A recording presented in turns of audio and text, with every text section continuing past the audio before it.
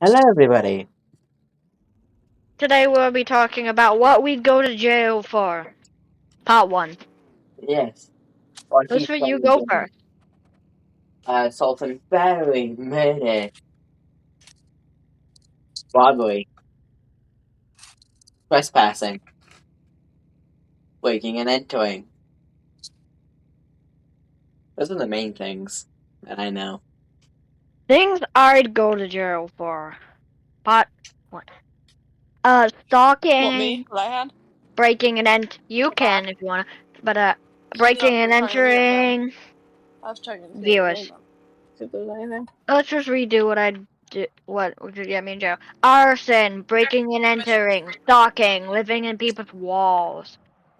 Eating anyone that comes down there that's not down in the basement if they have a basement that's not a dog or a cat.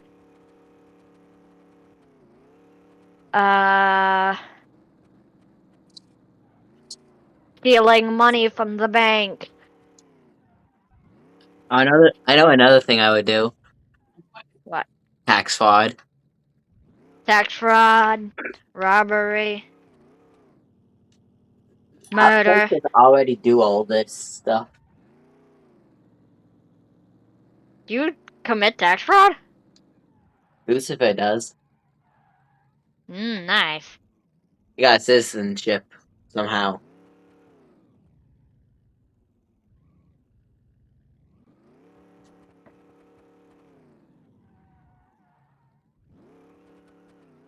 Don't ask me how he did it. I don't know. Oh yeah, viewers, if you're wondering, yes, I will be bringing my actual OC into the thing, into the show.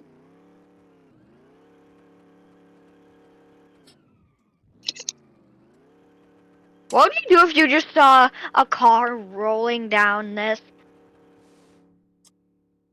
That's a normal thing. Continues Oh, shut walking. the fuck up, Sierra. Yes. Wait. Hello, shut the fuck up.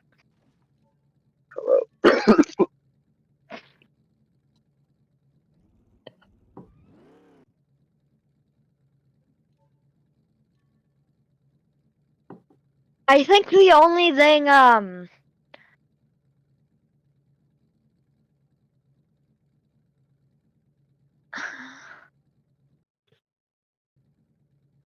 I think the only thing shut the fuck up would go to jail for is being too boring.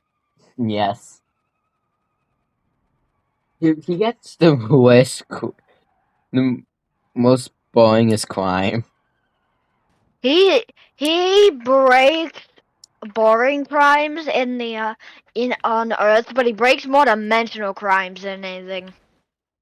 That is literally Lucifer eats dimensions. He's a dimensional criminal. Silver's worse. This man has ripped apart several timelines. I am.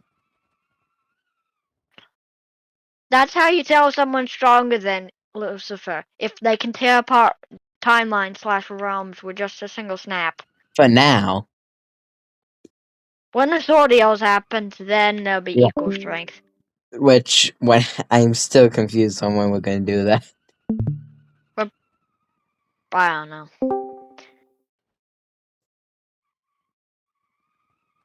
I don't know what the fuck happened, but I can actually speak now. Is your VR charged or is it still dead? Like your jokes. Shut up. That's Lucifer. I made that joke about Lucifer. You can't steal it from We do what we want. bitch. It's him. He does whatever he wants. Is your VR charged or is it dead as my punchlines? Well, must be really I bad wrote then. I roasted myself. What's wrong with you? How is it still dead? Did you not plug the VR in? It's on charge. Then why is it not charged? It's been 2 hours. No, it hasn't. Yes, it has. See you, baby. Steamboat Willie! You know what? Nothing! For So, those who know. what do you mean for those who know? For those who know. That's not even rude. For those who know. Maybe And I for hope Lucifer knows who I'm talking about. Steve. Maybe. Isn't that like a Mickey Mouse captain? Maybe. For those who knows. Yes. Sorry for those who know. Ow, my face.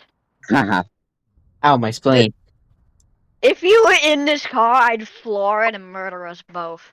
Hey, Sylvan. Little. I think I know what you should do with that car. Moment before disaster. We t- Disaster has strucken. Silver. Get a fixed car, then say you're driving to Leia's house. Say you're driving to Leia's house. POV, you're driving to Layer's house. Silva is she driving to didn't want to Leia's house. listen. POV, Silver's driving to Layer's house. What is weird? And she didn't draw a cover art for the videos. Yes. That is her house down there. This is my car. And this is her house now. Yeah. Cashy crashes into it. That is the most. Wait, let me. Oh, yes, looking for the medic. Sorry, is that football? No. Can I just see a book? Yay. Now what's this? POV. You just deleted. Layer's Mintori. You just deleted. POV. Layer's Mintori. You two not met or something, or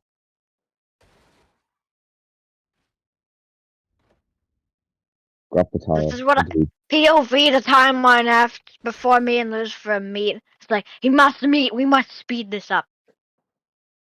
Yeet.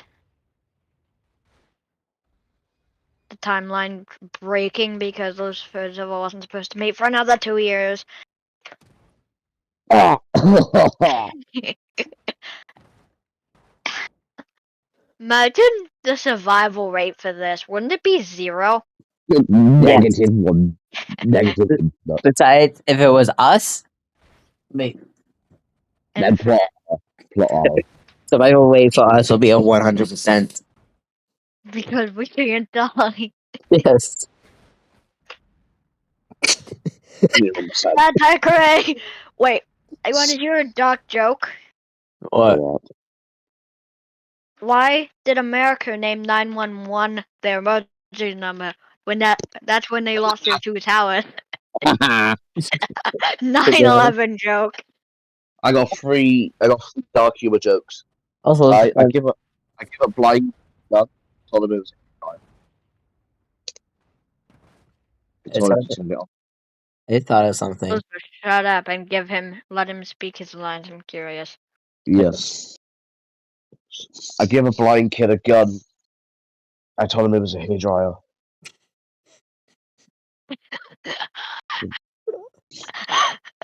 Why do orphans go to church? Why? Because they want someone to call father. Okay, Silva, I thought of something.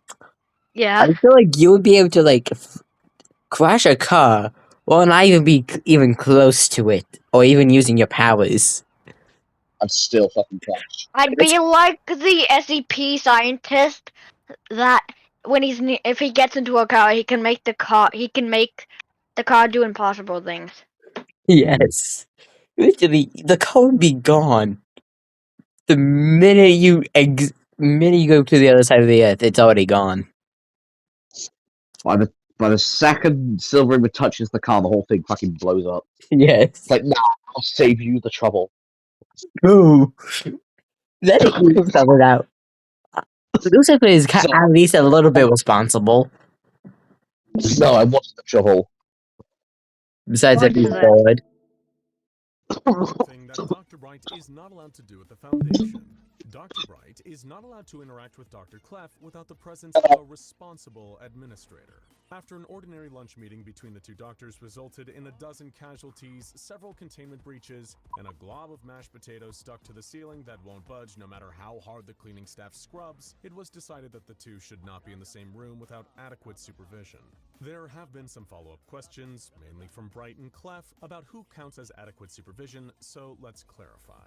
Dr. Kondraki does not count. Agent Strelenikov does not count. Dr. Mann does not count. So far, no one counts. As soon as someone does count, trust us, you'll know. Dr. Kepler, where is it? I'm looking for the video. There it is. The SCP Foundation had dealt with horrors of every object. Give me. A flaming pickup truck, a defeated ice cream van, and countless staff fleeing for their lives. Gerald, of course, emerged unscathed, wearing a grin that suggested he'd thoroughly enjoyed himself. Another time, a quick ride through a quiet town on a bar. I feel like Dr. Gerald would get his driving skills from Silver. I see it. Moped. I actually see it. Homeless. That's the thing. Wait, I just thought of a new school idea. For the school. I don't care if these people. If I could just recording, still. The day physics called in sick. Physics. A marvel of scientific curiosity and a walking insurance nightmare. No. What happened is he got his anomalous powers from Silver. Hey, Silver, do you know what I'm making? What? A Silver driving class. Containment staff had learned to live. You will learn how to crash. Reinforced structures, evacuation protocols, Please get to know how to drive properly. Gerald was around. Yet today, even the most seasoned researchers looked uneasy, because today, Gerald was about to test SCP-462. The object in question was a rusted 1968 Chevrolet El Camino, infamous for its unsettling teleportation abilities. Its drivers would vanish the moment they turned the ignition, only to reappear in strange locations, sometimes intact, often not. Survivors often describe their trip as confusing at best. Carrying SCP-462, Gerald's vehicular Puppies, knock it off. so reckless, it bordered on genius or madness. The researchers weren't sure which. The key in the ignition, permanently stuck, gleamed faintly under the fluorescent lights. Is it just me? One researcher whispered. Or does that car look angrier than usual? The colleague beside them shook their head and muttered something about how ridiculous it was to assign emotions to a machine. But the first researcher didn't look convinced. Their gaze lingered on the screen, unease spreading across their face.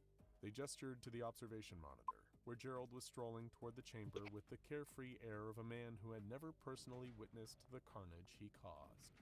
He's practically an anomaly himself. Gerald entered the chamber, hands in his lab coat pockets, a smile on his face. He paused in front of SCP-462, tilting his head as if admiring a work of art. Haven't seen one of these in years, he mused. Classic lines, nice patina. From the observation room, the lead researcher sighed audibly. Patina, they thought bitterly. It's rust. Just rust.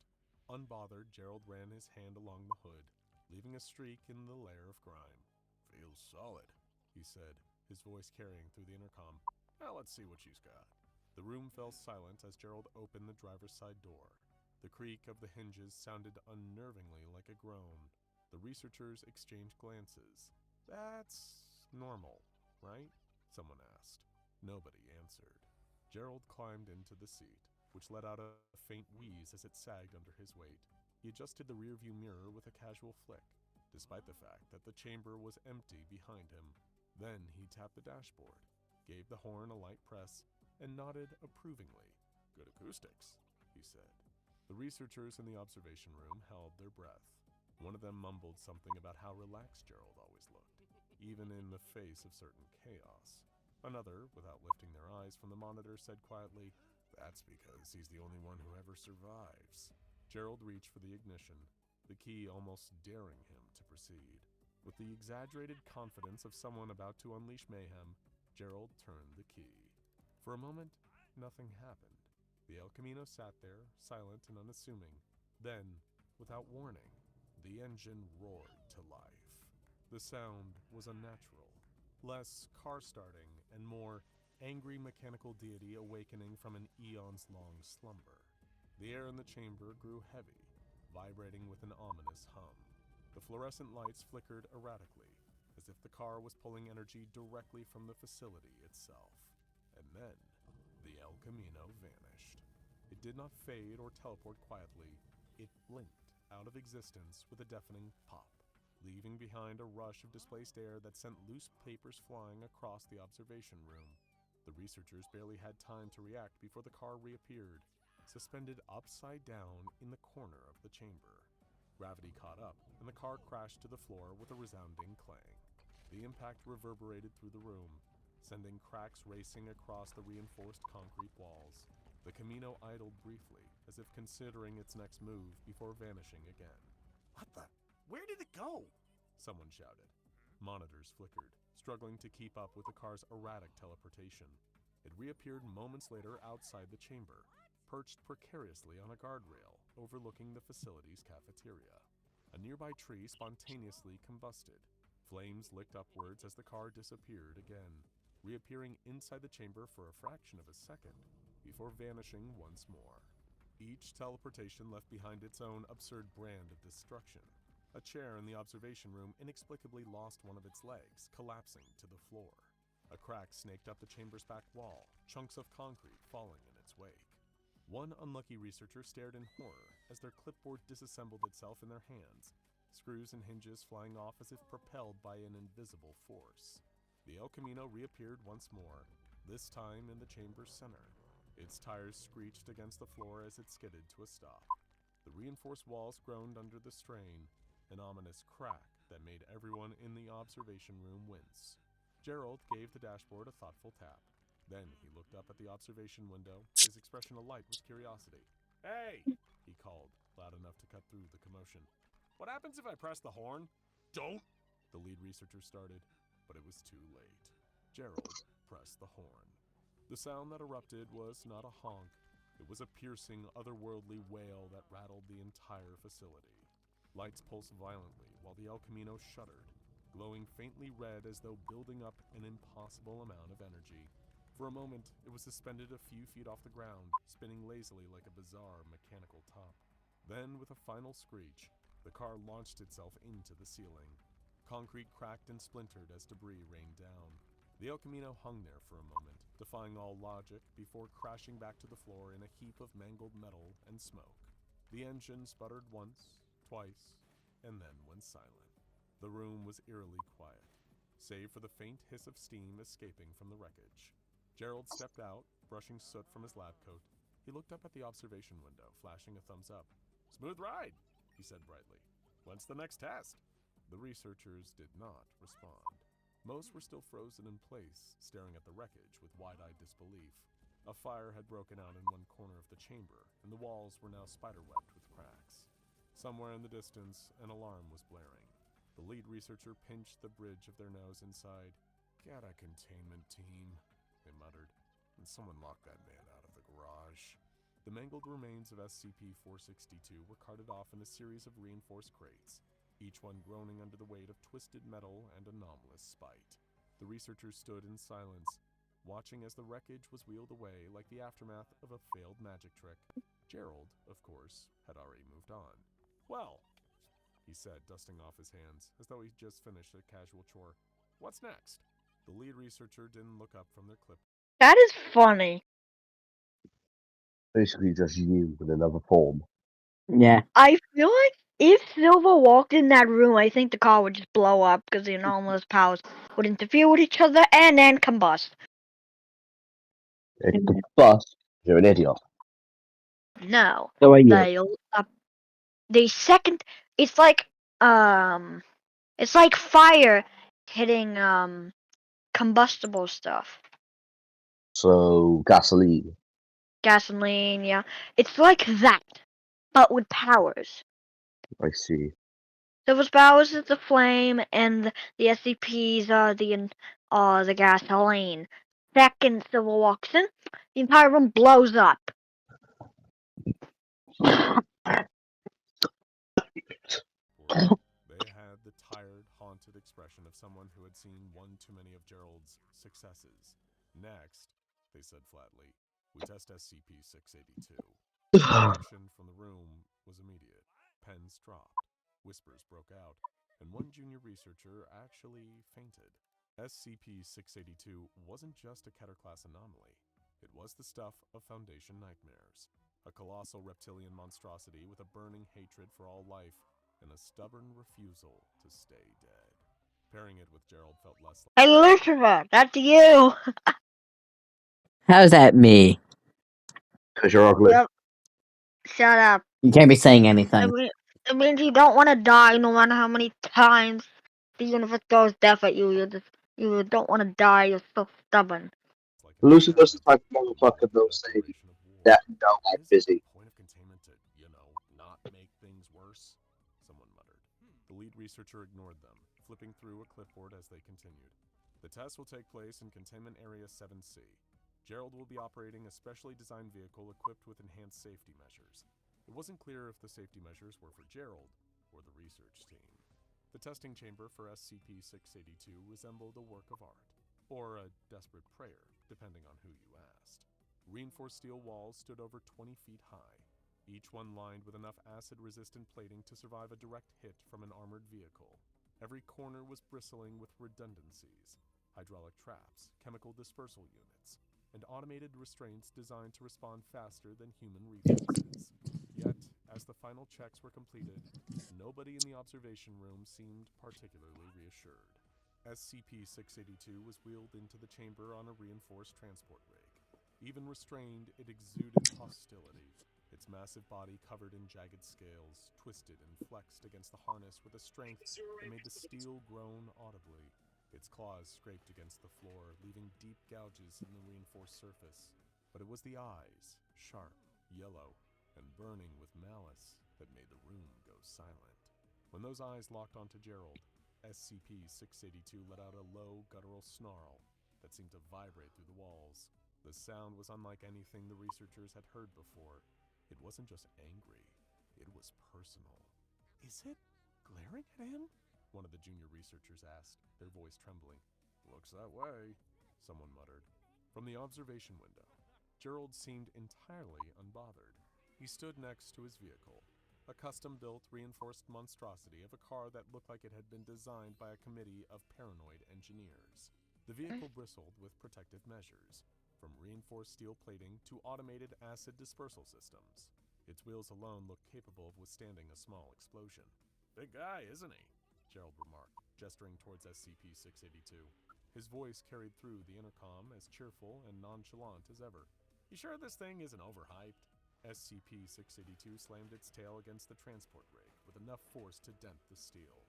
The rig shuddered, and a hydraulic hiss escaped as the containment harness strained to hold its weight. Its jaws snapped open, revealing rows of teeth that looked capable of shredding concrete, and it let out a guttural roar that echoed around the chamber. Take that as a no, someone whispered. The reptile's snarl grew louder, its claws raking against the floor as it strained against its restraints. Its body shifted, muscles rippling under its thick scales. For a moment, it looked like it might break free entirely. Then, with a sharp hiss of hydraulics, the transport rig released, and SCP-682 stepped forward. The room tensed. SCP-682 crouched low, its tail swaying like a pendulum. Its eyes never left Gerald, who was now climbing into his vehicle. The door slammed shut with a metallic clunk, and Gerald adjusted the mirrors with practiced ease. Feels solid, he said, gripping the wheel. The chamber fell silent. SCP-682's nostrils flared as it took a step closer, its claws leaving fresh gouges in the floor. The lead researcher leaned forward, their hand hovering over the emergency shutdown controls. And Gerald? He just smiled. The moment SCP-682 charged, Gerald floored the gas pedal. The custom-built vehicle roared to life, its engine growling like an apex predator answering a challenge. The reinforced tires squealed against the chamber's steel floor, leaving thick black streaks in their wake as Gerald sped directly towards the rampaging reptile. For most people, this would have been the point to reconsider their life choices. Gerald, however, was entirely in his element. "Let's see what she can do," he muttered, twisting the wheel just as SCP-682's claws came crashing down. The car swerved with an agility that no one, not even the people who built it, thought possible. Inside the observation room, the researchers watched in a mix of horror and morbid fascination as Gerald executed another sharp turn. Circling around SCP. Yeah, no, Gerald definitely got his driving skills from Silver. Yeah. Silver could drift a semi-truck. God, Probably. I actually see it. It would drift the semi truck with the cargo with it. Probably. I know. Silver would be able to drift a Good boat. world. I feel like Silver would be able No, to I drift a feel like boat on land. Silver would be better than a mirror at Goodbye. delivering food. Because instead of taking a few seconds, he'd just appear there. Yeah. Listen, I Silver doesn't have to use any rockets. He could just say, "Oh, you live on the moon? Okay, I'm here. Give me my dollars." He 100% would. just be like a Mia, I guess. Yeah. Better than a mirror, because a mirror can't teleport like that. Well, it's a Mia. He can And do a mirror can literally only. anything for a dollar tip. So you think if someone told him to try to beat Silver, you think he'd be able to? Absolutely not. Besides think of that, some things that would be hard for him to do. Give him I a don't think he dollar could beat tip. He Silver, could almost do anything. except kill Silver. Yeah. I feel like Silver and a mirror would get along very well. They Silver, would. Mia, and Lucifer. Mm, Technically, yes, they'd both get along very, very well. Lucifer literally would be paying a Mia. yeah. Anyways, continue watching the video. Like a matador taunting a bull. Is he drifting?" Someone whispered. "He's toying with it," another muttered, her voice thick with disbelief. SCP-682's second strike missed the vehicle by mere inches, instead gouging a trench into the chambered floor. SCP-682 clearly realized it was being mocked. It roared in frustration, its claws raking against the floor as it spun to face its infuriating opponent. It lunged again, this time hurtling its entire body toward the vehicle. Gerald hit the brakes, skidding to a halt just in time for SCP-682 to overshoot its mark. The creature crashed into the far wall with a deafening thud, sending chunks of reinforced plating clattering to the floor. The chamber seemed to take a collective breath, but it didn't last long. SCP-682 recovered almost instantly, its body twisting and growing as it adapted to the situation. New jagged spines sprouted along its back, and its claws elongated into razor-sharp talons. It let out a guttural growl that filled the room, its yellow eyes narrowing as it calculated its next move. But Gerald didn't give it the chance. He slammed on the accelerator, the vehicle surging forward like a missile. SCP-682 twisted at the last moment, its tail lashing out in a sweeping arc. The tail slammed into the side of the car with a force that could have crumpled a lesser machine, but Gerald's reinforced vehicle held firm, absorbing the blow with only a dented panel. "Not bad," Gerald remarked. "She's tougher than she looks." The lead researcher massaged their temples. "He's treating this like a test drive," they muttered. Yeah, that'd still be Silver, though. Silver would just be. Actually, Silver would drift a semi truck. He'd somehow fit a semi truck into a cave. Not even that. Okay. I feel like instead of a semi truck, it would be a boat without wheels on land, and he figures that and it'll just be teleported to the center of Earth. Just Yeah. If if it was possible for Silver to just appear in this universe, me and him would be like, "They're dancing clowns." it would just wait, Henry wait. Stickman dance. We very Oh, if our if you listeners did come to the real world, they would just give us anything. okay, imagine this, right? Hmm You, Lucifer, then Silver meets the creative Silver. It'd be pure chaos. Very. The intention of 10 times more.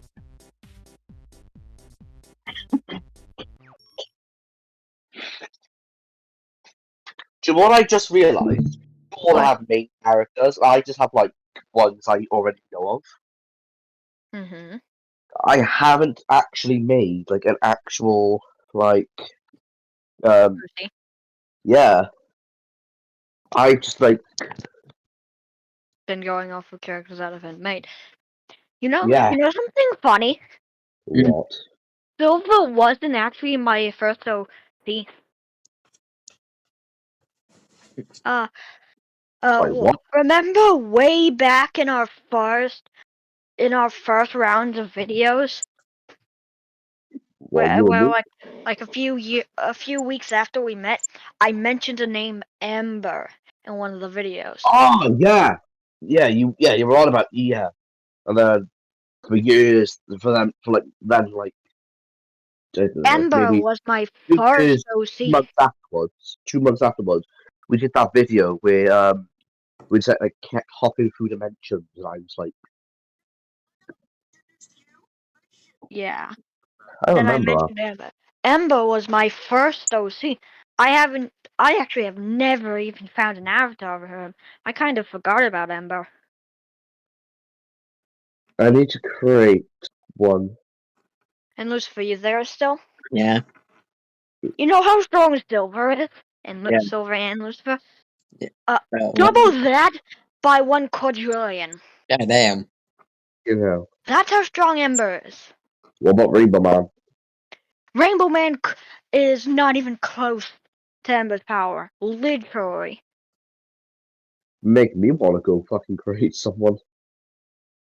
Actually, that's what I'm gonna go do. I'm gonna go look for avatars now, and so I'm on VR chat. I'm now going to physically look And for. Lucifer, you want to know why this character is so strong? Why? He's based off of me, unlike Silver.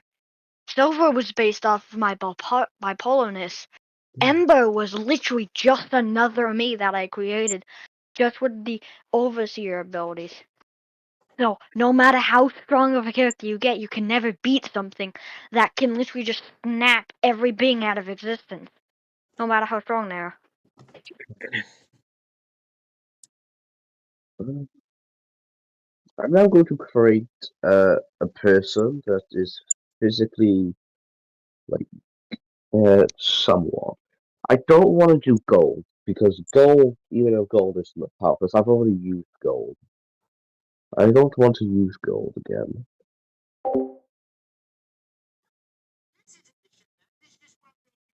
I need to have actual law. I'll just say this now. The only beings that even match Ember's powers are the beings that were created by were meant to be the heck? Right, parents just said. The only beings that are even close to Ember is the beings that were created as like a half of the creator of the shows. Nice. We're literally the only beings that can defeat Ember Yeah. because we have the power of we created the damn thing. Basically, all we'd have to do is just think about their destruction, and then it would happen. Well, the funny thing about Silver is Silver's the only being that I cannot just think out of existence. No, you'd have to physically like wipe all history of him. It'd take longer than that, actually. And then I will start the defecation process. And once I start shitting into the bubble, it will fill up. I will detach the gum bubble from my asshole. I will tie a knot around it and put it in the trash can. No more toilets, no water, no toilet paper, just shit bag. You are a shit bag. Well, Shit bag is a pretty good idea. I feel like gold though. Gold would be like I created gold. Gum bubble will come out of my ass. So like gold would be Just like the house from I don't know. I fall or some shit. Alright, Jeff, you're not gonna eat Gold would get stronger eventually. Yeah, I there's gonna be a I council. think if I can't find an avatar now, I'll just like look for gold. Let's talk to I'll her. just do what gold is doing. Girly things. Howdy, y'all. Welcome to the Talk to a podcast. Hey, all my hops, time to talk to you. You still there? We got a special guest. Yeah. Ronald Okay. McDonald's. Yeah. And you know what I'm gonna use for Power. I have to figure out what I have to use for Ember.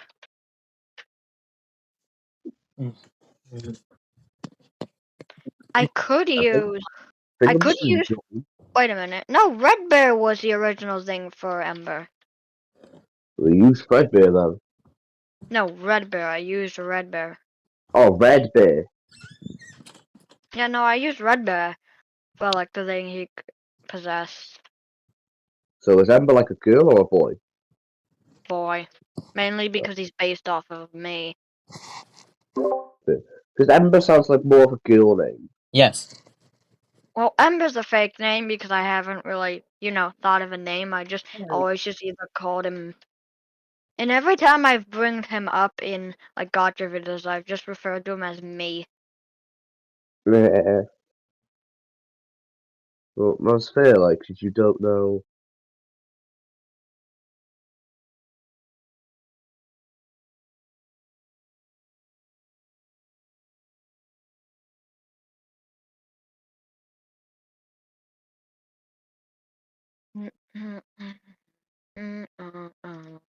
Hey, around this place. Stop the train and walk away. No one should know the hell like this. Sorry, second. You sing too much. Good ass. I do not sing too much. You do. Do I know? Hey, so do you know how the MCPE guy was powerful? Yeah. The armor I have from the Infinity armor type mod is stronger. Takes no damage. I haven't tested. Okay, the /kill command is just cheating because it can kill literally anything. It's creative mode. Please. Unless you create the character where it cannot be killed by literally anything. Think of it as like Sun Wukong. Like, he literally physically cannot be beaten by any of our characters. None of our characters can even come close to beating Sun Wukong. Yes. I hope you know I've been recording this whole time. Oh shit. Well, fuck off, all of you. We're trying to figure it out. So, Silver, stop the video. Yeah. Sure. I actually get on video chat. I want